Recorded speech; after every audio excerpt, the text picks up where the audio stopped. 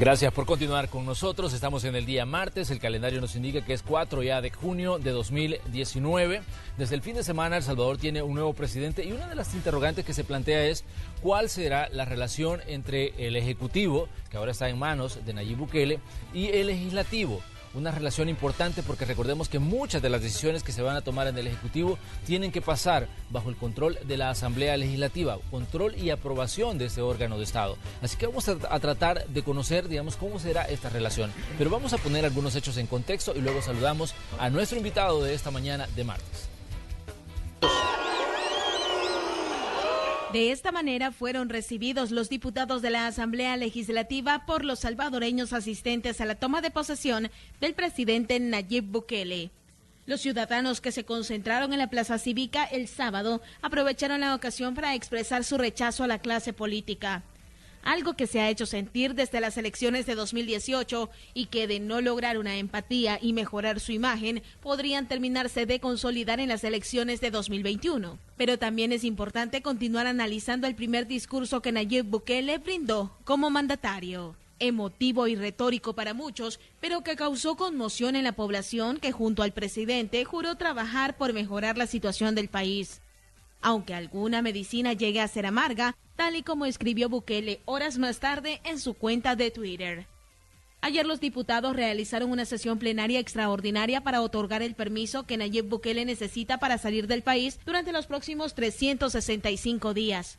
Pero es importante preguntarse, ¿cómo será la relación del presidente con los diputados? Recordemos que El Salvador es un estado republicano, democrático y representativo que está regido por 3 poderes del Estado: legislativo, ejecutivo y judicial. Ellos tienen sus funciones estipuladas en la Constitución de la República. Allí la importancia del trabajo conjunto que deben realizar. Un ejemplo claro es cuando la Asamblea Legislativa aprueba una nueva ley, esta puede ser sancionada, observada o vetada por el presidente de la República. Y hablando de esto, es importante tener en cuenta que dentro de la Asamblea continúa en estudio el proyecto de ley de reconciliación que debe ser aprobada en el mes de julio, según una sentencia de la Corte Suprema de Justicia emitida en 2016. Esta normativa ha sido discutida, criticada y rechazada tanto por la población civil como por las organizaciones sociales que argumentan que los diputados están tratando de aprobar una nueva amnistía. Precisamente para hablar de estos y otros temas, damos paso a la entrevista de Hechos AM correspondiente a este martes 4 de junio. ¡Comenzamos! Así es, y en este día martes le damos los buenos días al doctor Norman Quijano, presidente de la Asamblea Legislativa. Doctor, un gusto saludarlo, bienvenido a este espacio. Muchas gracias, Manuel, por invitarme. Buenos días, amables televidentes. Bueno, doctor, vamos a comenzar hablando por situaciones que ocurrieron hace apenas unas horas, el fin de semana. ¿Cuál es su evaluación del acto de toma de posesión? Una sesión solemne que se desarrolló en el centro histórico, una situación un tanto complicada para los diputados. ¿Cuál es su evaluación de esa actividad que, bueno, fuimos testigos los salvadoreños el fin de semana? Bueno, más allá de lo sucedido en la Plaza Gerardo Barrios, lo cual nosotros lo habíamos advertido, era previsible.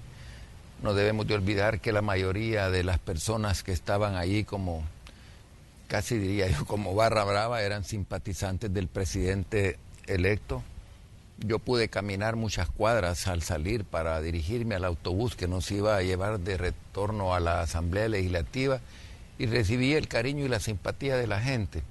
Pero tampoco hay que menospreciar el descrédito de la clase política, el desgaste de un cargo con público como el caso de ser un diputado, que aquí en la China he visto mal por un sinfín de razones, porque el ciudadano nunca sabe precisar cuál es la labor propia de un legislador. Acabamos de dar una ley de derechos y deberes de los pacientes que, de ser aplicada tal como fue aprobada, va a traer un enorme beneficio para la población, porque va a poder coordinar todas las acciones que prestan servicios de salud.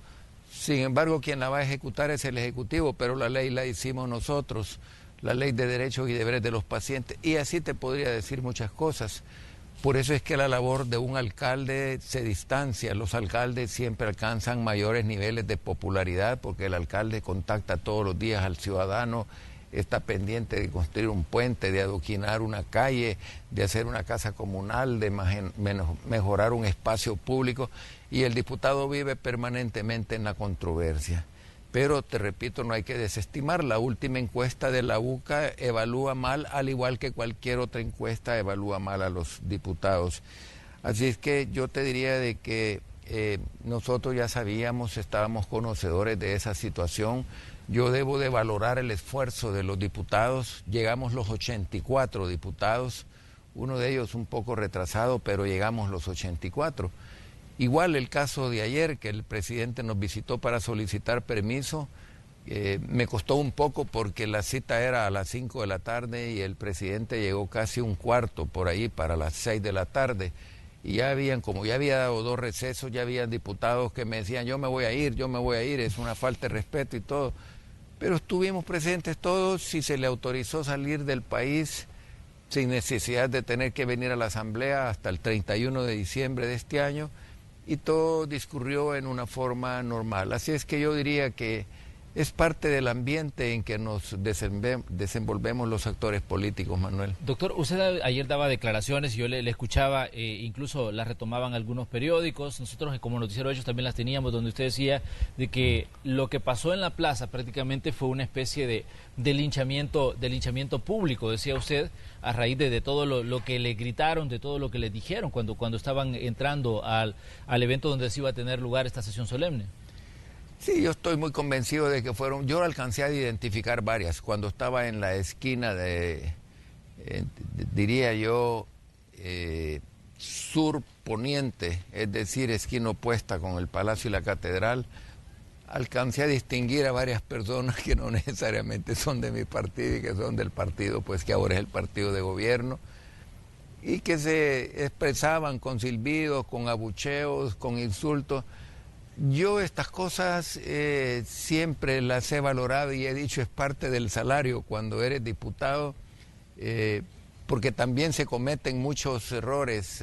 Tú mencionabas antes de la entrevista lo que dijo el diputado Gallegos, pero también ahí hay personas que han estado involucradas y señaladas en asesinatos, hay personas que han estado involucradas en tráfico de drogas, hay personas que estuvieron involucradas en grupos delincuenciales, el hijo de un juez, recuerda, ahí trabaja en la Asamblea y como no hay orden de captura, pues mi obligación es retenerlo allí en la plaza. Hay un sinfín de cosas, más lo que denunciaba ayer el diputado, que yo le preguntaba, ¿y son diputados, es propietario o suplente? No, doctor, me dijo, es un diputado propietario. Ya no le quise preguntar de qué partido, porque él dijo que tenía las pruebas. Lo está señalando, dijo de ser miembro de una banda de robacarros, decía él. Sí, obviamente lo tendrá que presentar, pues si él lo dice, pues porque tiene algunas pruebas. Nadie va a hacer una aseveración de esa naturaleza sin tener las evidencias. Así es que esa es la Asamblea Legislativa. Lastimosamente, por unos pagamos todos entramos en descrédito. Mis niveles de popularidad siguen siendo muy, muy altos por el desempeño que tuve como alcalde, pero también tiendo a bajar porque ya no tengo las posibilidades de colaborar, de ayudar con becas, de desarrollar proyectos, porque mi labor volvió a ser diputado, y diputado es casi mala palabra en El Salvador y en muchas latitudes. Doctor, el discurso del presidente Bukele, ¿qué impresión le dejó a usted? Bueno, mira,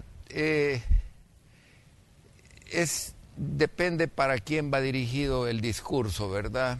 Incluso creo que tú subías un tuit que el discurso del presidente era para el ciudadano, no saludó a los dignatarios extranjeros, no respetó el orden de precedencia, no saludó a diputados, absolutamente a nadie, y se dirigió al pueblo que estaba detrás de esas barreras. Ciertamente hubiéramos podido esperar más, ¿verdad? Visiones estratégicas de cómo va a resolver los graves problemas del país, que no necesito mencionarlos, todo el mundo los conoce: salud, educación, criminalidad, falta de inversión, falta de crecimiento económico. Sin embargo, pues ese fue su discurso y cada quien escoge su estilo, no solamente de llegarle al ciudadano, sino que también cada quien sabe las apuestas estratégicas que está haciendo. Así es que Yo ni lo elogio ni lo condeno. Yo creo que en estas circunstancias el beneficio de la duda es lo más importante. Cuando a mí me dicen, mira, solo se está rodeando de su círculo de amigos y de parientes y todo esto, yo le digo, bueno, lo que hay que esperar es que sean capaces, que puedan dar resultados, porque al ciudadano no le va a interesar mucho, así se viole la ley de ética o cualquier otro precepto ético o legal. Al ciudadano le va a interesar que él pueda satisfacer la expectativa con la que ha llegado al cargo de presidente de la República. Ponerte a cuestionar, sí, que este fue compañero de estudio, de colegio, y ponían discotecas, y todo eso pues se vuelve para mí intrascendente. Resultados esperemos, y ahorita pues ya está corriendo el tiempo, ¿verdad? Ya es el momento, claro, no le vamos a empezar a exigir resultados, el país lo ha encontrado en una situación muy difícil, todos debemos de aceptar. Sí hay elementos que yo destacaría, el llamado a la unidad, ¿verdad? Eso es importante en toda sociedad, que todos seamos conscientes de que los problemas del país, todos tenemos que echar el hombro para resolverlos. Eso a mí me gusta mucho, el llamado que hace a la unidad, el compromiso en el tema de seguridad, que dice no solo va a ser el ministro de Seguridad, sino que el aparato del Estado va a entrar. Aplaudo, porque esas han sido las falencias que hemos tenido, que entran los operativos a las comunidades, saben quiénes son los delincuentes, se van y todo vuelve ahí a la extorsión y todo. Ojalá que tenga éxito, porque uno de los grandes frenos que tiene el país para la inversión es la criminalidad. Y ha puesto pues a un ministro de Seguridad que ciertamente en ese ámbito no lo conocemos, que tenga experiencia, pero que igual vamos a darle el beneficio de la duda y vamos a estar prestos a apoyar, Manuel, en todas aquellas medidas que a nuestro juicio como oposición haya que apoyar. Cuando yo intervine para que se pudieran unir los equipos de negociación del gobierno entrante y saliente para que pudiéramos llegar a un 1 de junio en la forma que llegamos, fue una labor de buenos oficios que yo consideré que debía que hacerla alguien, porque estaban fracturadas las relaciones, y les hice el llamado y yo aplaudo que asistieron. Luego, cuando a mí me llaman intermediarios y me dicen, doctor, es importante que el presidente salga a la posesión de la presidencia pro tempore del SICA, y usted, como es el presidente el que tiene la facultad, según el reglamento, de convocar, y me dice, ¿usted puede convocar el lunes?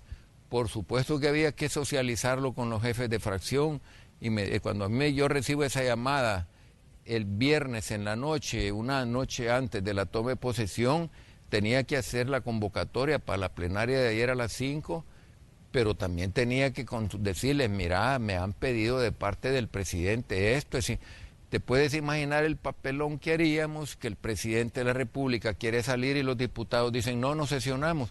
Entonces, por eso es que yo estoy agradecido con los diputados por el comportamiento. No obstante la crítica y el cuestionamiento y todo, ayer, cuando a eso del filo de las 5:15 me dicen el presidente aún está en la residencia presidencial, presidente, y yo sé que de la residencia presidencial en el Escalón, él va con motorizados y con patrullas que le van abriendo el camino, pero no toma menos de 20 minutos.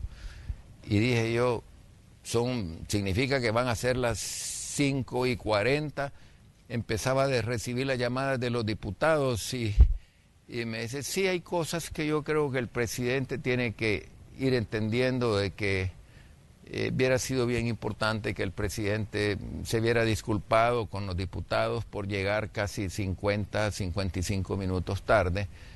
Pero bien, no lo hizo, es el estilo de él. Yo esperaría de que la comunicación tienda a mejorar a futuro, para que como órgano legislativo somos un órgano de Estado importante. Él va a necesitar financiamiento, él va a necesitar aprobarle proyectos de ley, iniciativas, y yo esperaría que poco a poco esa comunicación vaya mejorando en aras del interés nacional.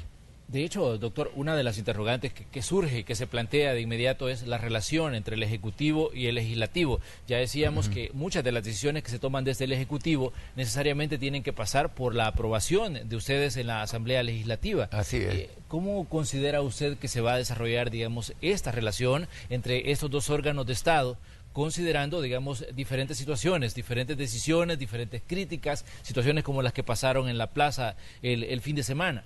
Sí. Bueno, yo esperaría, para bien de mis compatriotas, que podamos armonizar. Lo que esperan los salvadoreños es que nos apartemos de esa fricción permanente. El presidente tendrá que poner también de su parte cuando tenga que poner. Yo estaré en la mejor disposición mientras ejerza el cargo de presidente de un órgano de Estado para allanarle y facilitarle los caminos legales, te repito, en beneficio de los salvadoreños, cuando a nuestro juicio, porque no podemos dejar de ser oposición, pero no seremos jamás una oposición terca y sistemática, vamos a dialogar, vamos a buscar consensos, esperamos apoyarlo en todo aquello que sea de beneficio para nuestros compatriotas y va a encontrar férreas resistencias en algunos temas. Esa es, diría yo, la esencia de la democracia, ¿verdad? Nosotros estamos para representar a todos aquellos que no se sienten identificados con las políticas públicas de él porque consideran que les afecta. Ahí es donde nosotros estaremos ejerciendo un rol. Por lo demás, él seguirá nombrando, yo veo que ha suprimido algunas secretarías. Algunas, yo creo que aquí lo que hay que determinar es a dónde va a trasladar las funciones de algunas de ellas. Por ejemplo, la de inclusión social. Yo creo que mis compatriotas que viven en condiciones más deplorables estarán viendo a dónde se van a trasladar ciertas funciones. Este tema de ciudad mujer, no sé si paquetes alimenticios, desconozco que estaba allí, pero que también hay algunas como la de transparencia, que más que una Secretaría de Transparencia se convirtió en una tapadera de la corrupción. Tú recuerdas al señor que la dirigía, de nacionalidad uruguaya, nunca quiso dar información sobre los casos relevantes que indagaba la sociedad y la misma prensa. Para el caso de decirte los viajes de Funes, nunca se supo de los viajes de Funes, no quiso dar, dijo que no habían registros. Hace poco la Corte de Cuentas, tengo entendido, quiso indagar sobre 147 millones de dólares de gastos reservados del presidente saliente Sánchez Serén y dijo también que él no iba a dar, que era información reservada. Entonces, esa Secretaría de Transparencia, yo le aplaudo al presidente Bukele que la haya suprimido porque era un ente que fundamentalmente era decorativo. Que a mí me digan de que aparte de esa Secretaría de Transparencia salió la ley de acceso a la información pública, todo eso, esas pudieron haber salido de la Secretaría Técnica de cualquier otra unidad, pero esa unidad fue una verdadera vergüenza. Las otras, pues, habrá que determinar, ¿verdad? Habían otras allí que se... Bueno, yo se las enumero, doctor. La que ha suprimido el presidente está la Secretaría de Vulnerabilidad, la de Inclusión Social, la de Gobernabilidad y la de Transparencia. Están entre las que el presidente dijo que desaparecen y que se le van a dar a otras dependencias o se va a crear otras secretarías a fin de que asuman esas responsabilidades que se supone tenían estas dependencias que estaban adscritas a Casa Presidencial. Sí. ¿Considera usted que algunas de estas secretarías, por ejemplo, habían caído en el hecho de tener activistas dentro de Casa Presidencial, activistas partidarios? Yo pienso que sí, que muchas de ellas se habían convertido en nichos para darle oportunidad de empleo a toda la militancia del FMLN. Algunas que sí me llaman mucho la atención, por ejemplo, la Secretaría Técnica. En los últimos gobiernos, la Secretaría Técnica prácticamente, el secretario técnico se había convertido casi como el jefe de gabinete. Un presidente, te puedes imaginar la cantidad de funciones que tiene. Ahora, de nombramientos, paso a comentarte eso, de nombramientos, más que la persona, que obviamente tiene que tener capacidades administrativas, de liderazgo y todo, es la capacidad de escuchar y de formar equipos multidisciplinarios, lo que le va a permitir a cada unidad del Estado hacer una función. No puedes tener a un ministro de salud que va a estar pendiente de 50.000 maestros, de miles de instituciones educativas que están en estado deplorable. Tiene que estar rodeado de un equipo multidisciplinario y tiene la capacidad de ejercer un liderazgo para que sus políticas vayan bajando hasta donde tienen que llegar o subiendo hasta donde tengan que llegar. Por eso es de que es importante cuando decís, bueno, no tiene ninguna experiencia, y sí habrá un tiempo en que tendrán que irse adaptando a las funciones que tienen que cumplir. Pero yo fui alcalde de San Salvador, cantidad de unidades autónomas, unidades descentralizadas, 90 millones al año de presupuesto, sedes distritales, más de 5.000 empleados. ¿Tú crees que solo porque yo era Norman Quijano pude haber hecho una gestión que ha sido catalogada como la más exitosa de los últimos 6 alcaldes? Y eso lo dice una encuesta de la prensa, incluso arriba del señor Bukele, porque yo salgo con punto más alto que alcancé de popularidad, fue en febrero del 2012 con 89.4, y el señor Bukele, punto más alto que alcanzó fue como 84 puntos y ficha. Pero eso fue producto que yo pude, primero, capacidad de escuchar, rodearme de gente honesta y capaz, saber delegar las responsabilidades, saber exigir resultados, saber estar atento y darle un seguimiento, predicarles con el ejemplo, que estaba permanentemente pidiendo cuentas, indagando, auscultando si los proyectos iban avanzando. Todo eso me hizo tener un nivel de popularidad bien alto. Luego regreso a la asamblea, donde toda la vida es pleito, pleito, pleito, pleito, porque tenés que estar confrontando tus ideas, tus visiones, tus pensamientos. Entonces debes de entender de que el puesto no te da para mucho, para salir. ¿Por qué es que los alcaldes de San Salvador salen a buscar la presidencia y yo no fui la excepción? Porque te permite alcanzar altos niveles de popularidad. El diputado es otro rollo completamente distinto, ¿verdad? Entonces el ciudadano te valora no por lo tuyo, sino que por lo que representa el órgano legislativo. Y que te quiero decir que nosotros hemos hecho un enorme esfuerzo para mejorar la impresión de la Asamblea, pero ante décadas y décadas de mala imagen y de desprestigio, tampoco soy Superman, ¿verdad? Exactamente. Bueno, doctor, me imagino que usted estará consciente que muchos legisladores se han ganado a pulso lo que ocurrió en la plaza, ¿no? Sí, por supuesto. Sí, por supuesto. Yo no ignoro eso. La encuesta de la UCA lo dice. Hay diputados irresponsables. Yo veo ahí la cantidad de incorporaciones que hacemos de diputados que sabemos que la plenaria debe empezar a las 10 y van llegando a las 11:30 y como que si nada, ya es ritual ese de que llegan 1:30, 2 horas tarde y no llegan a sentarse al curul a revisar qué es lo que va de su comisión, llegan a andar de curul en curul platicando, no les interesa absolutamente nada, pero hay otro tipo de diputados que en sus comisiones ejercen un liderazgo y están trabajando y están indagando y están proponiendo. Entonces, pero dentro de ese universo, la impresión general es que todos somos iguales.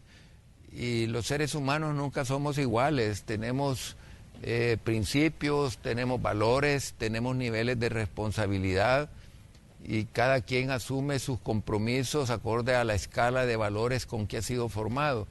Y la Asamblea Legislativa es un ente multidisciplinario, muy diverso, donde se conjugan los intereses políticos de muchos sectores, no solamente políticos, sino que también económicos y sociales, que lo hace convertirse en el centro neurálgico de la actividad política del país. El 85-90% de las noticias de corte político que se originan en el país se originan en los congresos, y así es en Francia, así es en Guatemala, así es en México, así es en todas partes del mundo. Doctor, Arena publicaba un comunicado a través de las redes sociales y que nosotros le hacíamos eco porque retomamos parte de la cobertura informativa de la toma de posesión del presidente. Y en el comunicado Arena decía, Arena le extiende la mano al presidente Bukele para que pueda hacer un gobierno correcto, apegado a nuestras leyes e institucionalidad. Eso es lo que decía el comunicado. Además decía, inicia una nueva etapa de su historia democrática con el arribo al Ejecutivo del presidente Nayib Bukele y le deseamos éxitos en su gestión. Para Arena se cerró, decía, una de las etapas más tristes del país, al hablar de la conclusión de las dos administraciones del FMLN. ¿Usted qué piensa de este comunicado, doctor, en el que Arena prácticamente le está diciendo al presidente que pues iban a hacer una oposición constructiva, como lo que usted nos estaba señalando hace un rato? Lo firmo, lo avalo, lo entiendo. La corrupción nos ha hecho muchísimo daño.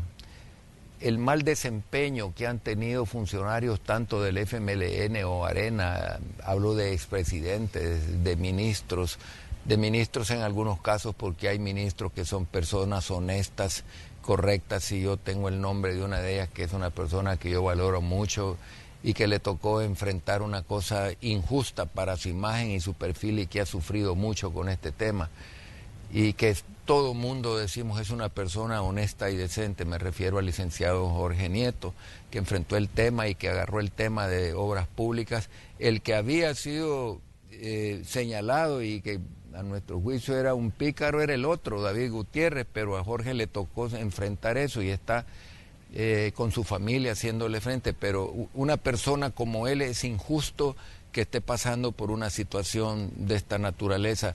Y que un político como tu servidor se atreva a expresarlo públicamente y sobre todo el cargo que ostento en defensa de una persona que consideramos honesta es porque lo considero así y estoy convencido de eso. Pero también hubo otros políticos, Manuel, que llegaron a usar las arcas del Estado para enriquecerse y eso ha generado un descrédito que lo hemos pagado con un rechazo de la población. Ahora, cuando a mí me dicen, mire, esto va a significar la desaparición de Arena y del FMLN, yo te voy a decir unas cosas. Yo tengo una dilatada carrera política y he visto muchos casos cuando hemos caído, cuando bajamos mucho, que se dio la dolarización y todo. Hemos tenido caídas estrepitosas cuando 12 diputados se fueron para Ghana, creo que fue por el 2011, yo estaba alcalde de San Salvador, y he llegado a hacer una analogía, que los ríos son igual que los partidos políticos, a veces bajan, a veces suben. Lo importante es que siempre vayamos al mismo destino, que es servirle a la población y hacerlo de la forma más decorosa. Ya habrá el momento, dicen que nuevos liderazgos, sí es importante nuevos liderazgos, pero la palabra nuevo no significa todo.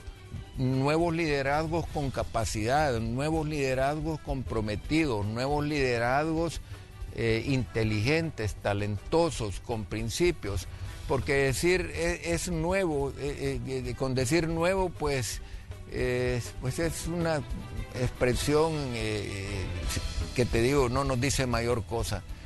Debemos de estar siempre muy atentos a este tipo de cosas, Manuel. Muy bien, doctor, vamos a hacer una pequeña pausa comercial, pero le invitamos a ustedes a que sigan con nosotros porque todavía tenemos más preguntas para el doctor Norman Quijano, presidente de la Asamblea Legislativa. Hay más situaciones que analizar, decisiones que se están tomando del Ejecutivo, decisiones que tiene que tomar en los próximos días también la Asamblea Legislativa y que también es importante que ustedes las conozcan. Regresamos enseguida.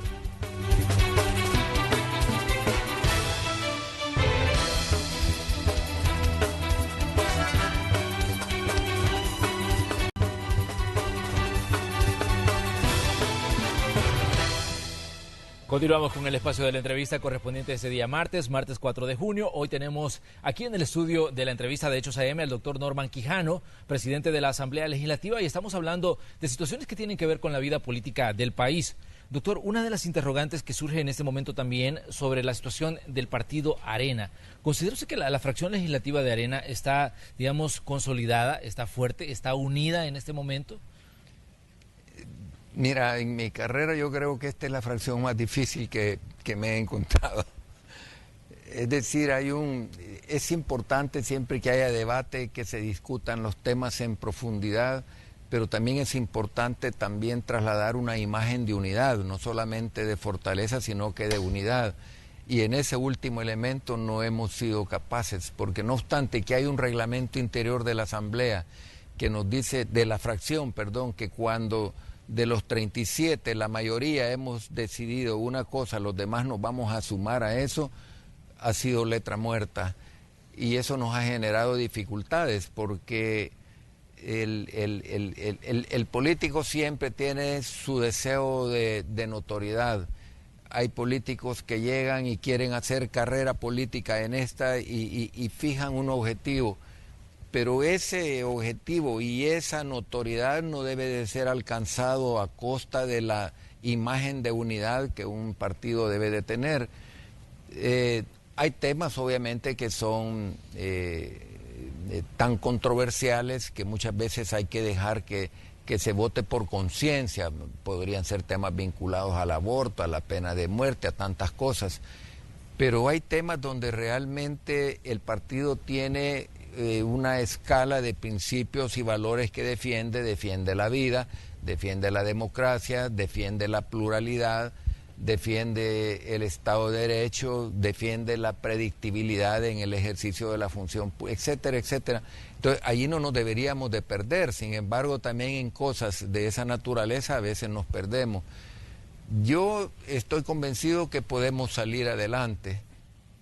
Nuestro jefe de fracción está haciendo un gran esfuerzo. Es enorme la responsabilidad de dirigir un grupo que se vuelve a veces tan heterogéneo y tan, diría yo, pues disperso, y poderlos llevar a todos en el mismo ritmo, pero que vamos a salir de esta crisis. No es la primera vez que hemos estado en crisis. Y esa dispersión, doctor, ¿considera usted que también se da en el tema de los intereses que cada político, que cada diputado de la fracción? Ustedes tienen 37 diputados. Sí. ¿Considera usted que hay intereses distintos de diputados que están en la fracción de Arena, pero que tienen una visión diferente a lo que el partido, digamos, está planteando y a los intereses que el partido pueda perseguir? Sí, por supuesto. En cada tema es el centro neurálgico, ¿verdad? Te voy a dar un ejemplo, y que yo respeto mucho a mi colega diputado David Reyes. David Reyes representa un conglomerado muy importante. Yo creo que son más de 600.000, 700.000 personas. Y él se apodera de temas vinculados al transporte que todos lo apoyamos. Todos lo apoyamos. Aunque muchas veces esos temas, desde el punto de vista puramente político, a la hora de un evento electoral nos pueda generar algún tipo de problema, pero David se pone en función del pueblo y de las personas que representa, y cómo lo vas a dejar abandonado. Entonces allí a veces nos dispersamos un poco. Te doy otro ejemplo. Marta Evelyn Batres ha tomado la bandera del tema del agua. Es una diputada joven, muy inteligente, se prepara mucho para esos temas, estudia. A Marta Evelyn no la podemos dejar nosotros sola. Ella agarra su posicionamiento y nosotros decimos, bueno, es la posición, y la tenemos que respaldar y apoyar, aunque no todos estén a veces con él. Estábamos hablando del caso de la ley del agua. Te pongo un tercer ejemplo. Ricardo Velázquez Parker. Ricardo Velázquez Parker es el símbolo de Arena en el tema de la defensa de la vida. Se estudia, se prepara, conoce el tema en profundidad. Entonces, cuando Ricardo se apropia de ese tema, a lo mejor hayan algunos diputados que no están muy convencidos de algunas cosas, porque a veces son temas de conciencia. Pero ¿y cómo dejas a un diputado nuestro que ha hecho de ese nicho de comunicación un verdadero baluarte? Entonces te he puesto 3 ejemplos. Eso es un grupo parlamentario de Arena, y yo podría seguirte hablando, a veces en temas financieros, a veces en temas puramente hacendarios. Entonces, conciliar esos intereses a veces cuesta, conciliar esos intereses. Cada diputado escoge los temas en los cuales se convierte en un símbolo, y que el ciudadano lo reconoce. A Marta Evelyn la reconocen los ciudadanos en su lucha para que no le suban las tarifas del agua. El ciudadano sabe que ella es la diputada que agarra ese estandarte y los otros nos plegamos a ella. Pero a lo mejor cuando están discutiendo hay alguna discrepancia con algún articulado, pero entonces es difícil. Ser diputado también es fascinante también, pero tiene también situaciones bastante complejas, Manuel. Bueno, pero contrario a los ejemplos que usted nos ponía, doctor, por ejemplo, ayer Milena Mayorga decía que una vez más se le estaba marginando de las decisiones y de las reuniones que estaba teniendo la fracción. Decía que no se le convocó, decía, a la reunión de fracción y que por ende pues no tenía conocimiento de lo que estaba pasando en el partido.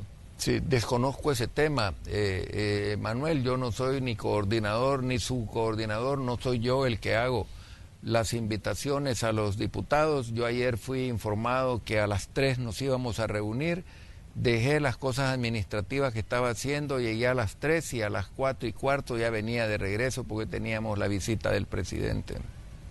Muy bien. Doctor, ¿cómo ve usted las decisiones que se están tomando en el Ejecutivo? El presidente, en su calidad de comandante general de la Fuerza Armada, por ejemplo, le quita el nombre a la Tercera Brigada de Infantería allá en San Miguel, le quita el nombre de Domingo Monterrosa. Digamos, sí. Esta situación ha hecho que se reaccione en algunos sectores del país, algunos le aplauden, otros dicen que no debería ser así, o que hay equidad también en quitar nombres de otras personas que estuvieron vinculados a crímenes de guerra y que son también pues personas de la izquierda. ¿Qué piensa usted, doctor, como presidente de la Asamblea Legislativa? Este tema le viene a abonar a la polémica generada con la derogatoria de la ley de amnistía. Yo uso un término por mi profesión paramédica, porque soy profesional de la odontología. Se usa un término que se llama hemostasia, que es cuando estás frenando el sangramiento, ya sea porque inyectas un vasoconstrictor que te reduce el calibre de los vasos sanguíneos, ya sea porque aplicas un torniquete, cualquier medida que tomas, o porque produces una ligera sutura en algún vaso de regular calibre que te está sangrando mucho, etcétera. Eso era lo que teníamos, había una hemostasia, se había frenado el sangramiento, las heridas estaban abiertas, pero se abrieron cuando la sala en el 2016 deroga la ley de amnistía, que era aprobada en el 93 y que junto con los acuerdos de paz fue la que permitió que construyéramos democracia e institucionalidad y que nos viéramos como un ejemplo. No hubo más balas, no hubo más enfrentamiento. Pues por supuesto que cumplió, pero viene la sala y la deroga y abre de nuevo el tema. Y esas heridas que estaban abiertas pero que no sangraban, hoy sangran. Esto le agrega un elemento más. Para muchos, si yo me sumo a ellos, sigo considerando al coronel Domingo Monterrosa un héroe nacional que ofrendó su vida en defensa de la patria, que se sacrificó en una forma indecible. Yo he podido conocer la trayectoria y la vida del coronel Domingo Monterrosa. Que se dieron hechos sangrientos y violentos, se dieron de ambos bandos. Entonces alguien me diría, bueno, ¿y cómo fue que el presidente Sánchez Serén llegó a la presidencia de la República si él mismo confesó que había sido la persona responsable de casi 1000 muertes en el Bajo Lempa? Y cómo es que fulano, y podría seguir mencionando, pero llegaron, y cómo es de que se le creó un monumento a fulano de tal también. Entonces, los conflictos armados son así. En España hay un gran conflicto porque el PSOE en el Valle de los Caídos, donde está la tumba de Franco, general Francisco Franco, y de Primo de Rivera, lo quieren exhumar. El Vaticano se ha metido, la familia, y entonces que porque lo quieren exhumar, porque ¿por qué tener a una persona que fue un dictador por más de 34 años, tenerlo en un monumento de esa envergadura? Yo conozco eso. Entonces, pero aquí a un cuartel se le había puesto el nombre de un comandante de las Fuerzas Armadas que fue realmente entregado en esa lucha, que abandonó su hogar, su familia, y se adentró en los montes allá por Morazán y que cayó víctima de una emboscada en un avión donde iban amigos míos y compañeros de estudio como Armando Asmitia, compañero mío de estudio en el Instituto Nacional. Él de ahí se fue para la escuela militar, hijo del general Asmitia, donde murió el capitán Gerson Calito, murió un fotógrafo, un sacristán, no sé cuántos, porque atentaron contra el helicóptero donde iba el coronel Domingo. esto golpea a muchos de la oficialidad, no solamente antigua, sino que también reciente. Para muchos vamos a seguir teniendo al coronel Domingo Monterrosa, y yo siempre soy pro Fuerza Armada. Yo me reuní con generales preocupados cuando derogaron la ley de amnistía en el 2016, porque el señor entonces director de la PNC, Howard Cotto, no desestimó que pudieran darse órdenes de captura. Y no voy a mencionar los nombres, pero me reuní con muchos de esos generales y tuvieron que irse a la clandestinidad, a esconderse porque había temor. Pero era una paradoja, porque los otros estaban ejerciendo el poder y estaban en organismos de dirección, y aquí se dieron hechos atroces de ambos bandos. Nos mataron a 35 alcaldes, nos mataron a Pecorini, a Edgar Chacón, al doctor Rodríguez. Recordar esa cosa, yo creo que ya... Entonces se dieron esos hechos violentos, y cuando se toma una decisión unilateral en este sentido, pues hombre, sigues abriendo heridas, cuando lo que estamos necesitando los salvadoreños es que veamos hacia el futuro, que superemos esta etapa triste de nuestra historia, que nos costó tener la democracia que tenemos, y por eso es que cuando se vilipendia y se denosta contra el sistema de partidos políticos, y cuando se pretende acabar a los institutos políticos que son más fuertes en el país, ojo, cuidado, compatriotas. Tenemos la suerte de tener instituciones sólidas y fuertes. En Guatemala hoy surge un partido y mañana gana la presidencia. Honduras, el Partido Liberal y el Partido Nacional tienen más de 100 años de existencia. Aquí creo que los más antiguos es la Democracia Cristiana, ya por el 60, el PCN. Entonces hay que conservar esas instituciones. Las malas no son las instituciones, los malos son los malos elementos que a veces penetran en esas instituciones, y eso es lo que hay que limpiar. Eso es lo que hay que limpiar. Que el que ejerza la política la vea como una oportunidad hermosa de servirle a su población, y no como una oportunidad de llegar a lucrarse y a servirse con la cuchara más grande y olvidando realmente los postulados que le hicieron llegar. Entonces yo sí considero de que hay que preservar el sistema de partidos políticos. Y yo soy un republicano por antonomasia. Yo creo en el balance de poderes, yo creo en la pluralidad. Y no es bueno que se esté pensando que en el 2021 va a haber un presidente que va a tener el poder total y absoluto, porque el poder total y absoluto, dicen, corrompe total y absolutamente. Debe de existir ese equilibrio, debe de existir ese balance de poderes, que es lo que sustenta la doctrina de Montesquieu. Ahora bien, cuando hablamos del caso del coronel Domingo Monterrosa, pues hay una situación que usted sabe de que a nivel internacional también tiene muchas condenas. El tema de lo que ocurrió en el Mozote.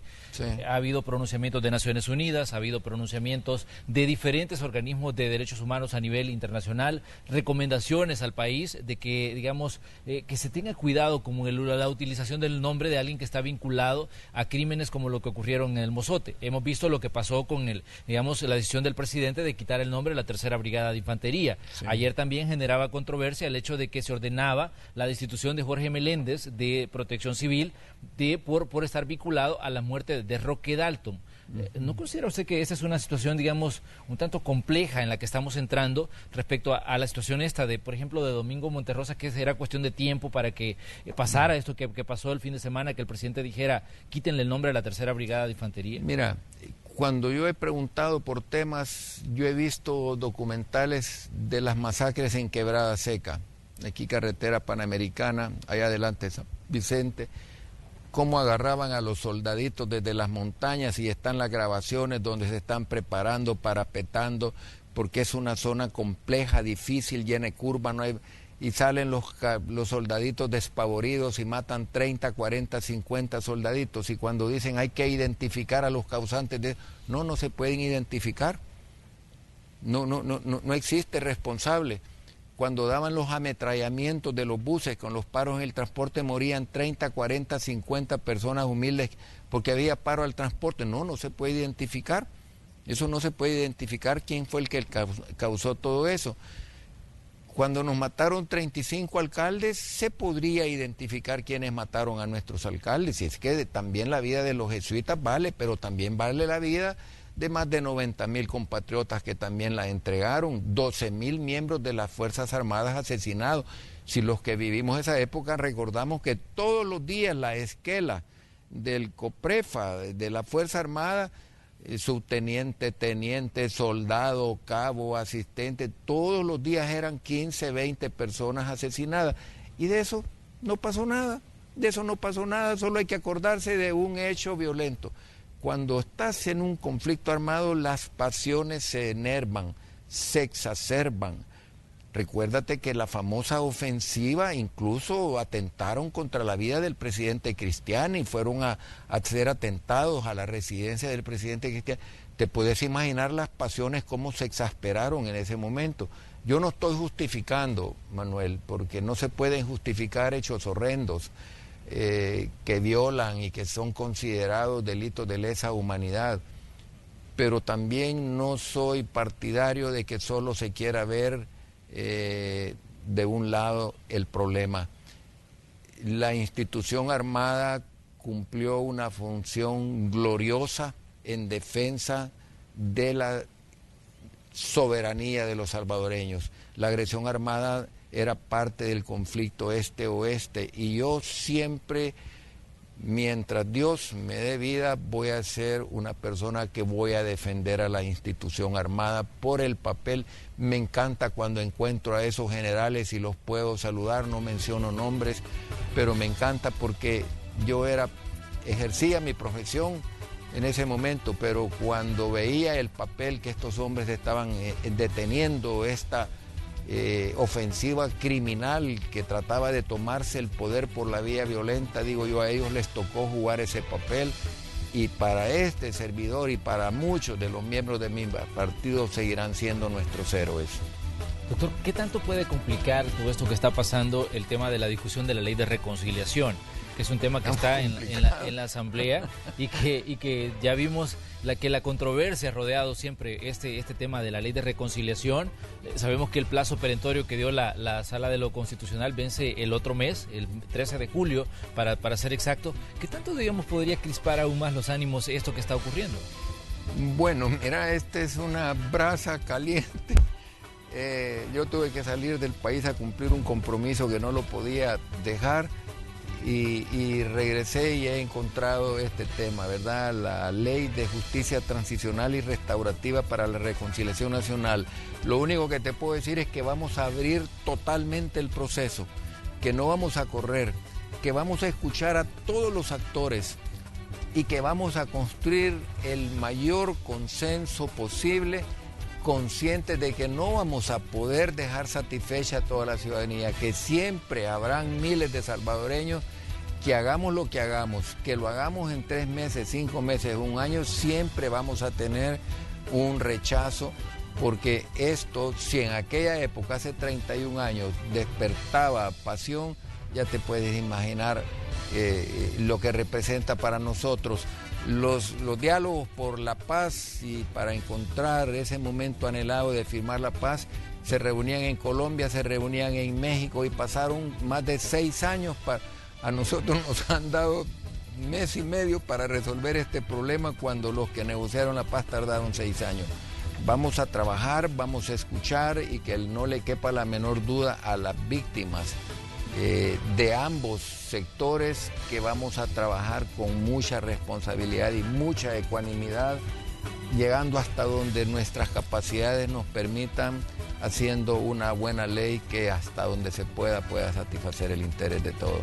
Antes de la toma de posesión se mencionaba de que la ley podría pasar y que incluso se decía que ya la Comisión Política de la Asamblea tenía en sus manos el borrador y que podría entrar en algunas de las plenarias que se desarrollaron al cierre de la administración Sánchez Serén. Se dijo que también que había una carrera porque la sancionara el profesor Salvador Sánchez Serén. Incluso el presidente en ese entonces electo decía que se anotaran los nombres de los diputados que votaran por esta ley. Una situación un tanto compleja, doctor, porque se habla de que las decisiones que se puedan tomar en la Asamblea podrían pasarle factura a los partidos en 2021. ¿Cómo ve usted esta situación y qué evaluación hace de esta pues amenaza que está ahí? Bueno, mira, a mí me gusta asumir las responsabilidades, y cuando a mí, miembros de la comisión ad hoc, me dan esto, porque era una comisión que había creado la directiva, y me dicen, el producto prácticamente está hecho, hay que ordenarlo, hay que hacer aquí, hay que hacer allá, y le digo, y esto, pues si la idea es que se saque cuanto antes, yo reconozco mi error, que dije, bueno, estamos listos, pero no sabía la olla que estaba destapando y se vino todo y estalló toda esta cosa, y inmediatamente debo reconocer, nunca debe de mentirle, le debe decir al ciudadano la verdad, y rectifiqué y dije, bueno, vamos a abrir todo esto de nuevo, a volver a repetir las consultas, a ver hasta dónde podemos llegar. Pero 13 de julio sí me lo pregunto y me lo cuestiono, vamos a ser capaces de hacer esto de aquí al 13 de julio. Ya parece ser que la UCA ha solicitado ampliar a 5 meses, pero igual, nos den 5 meses, nos den 1 año, nos den 3 años, hagamos lo que hagamos, esto es controversial y va a ser difícil. Esto produjo casi 100,000 muertos y esto está en el subconsciente de miles de familias, y están esperando no solamente conocer la verdad, están buscando justicia, están buscando muchos elementos, que es lo que pidió la Corte, y ese será nuestro esfuerzo, Manuel, ver hasta dónde podemos satisfacer ese interés. Doctor, le queremos agradecer que nos haya acompañado esta mañana de martes ya 4 de junio de 2019. Gracias, doctor Quijano, por estar aquí, por permitirnos pues conversar con usted y darnos un poco de su tiempo para conocer, digamos, lo que está pasando en la Asamblea Legislativa y lo que está pasando con decisiones que se están tomando en el país. Consideramos que hay que abrir los espacios para todos los sectores a fin de que puedan expresar su punto de vista y dar a conocer al ciudadano lo que piensan y la visión que tienen de cada situación que está ocurriendo. Y lo vamos a hacer, Manuel, que no les quepa la menor duda que estamos empeñados en que vamos a hacer el mejor esfuerzo posible para salir bien librados de esta situación. Gracias, doctor, por estar aquí. Estamos a la orden y buenos días. Vamos nosotros a una pausa, ya regresamos con más de Noticiero Hechos. Recuerde que estamos todavía con mucha información en desarrollo, elementos que están ocurriendo ahí en la calle, el tráfico, qué es lo que está pasando, se lo vamos a contar cuando regresemos de la pausa.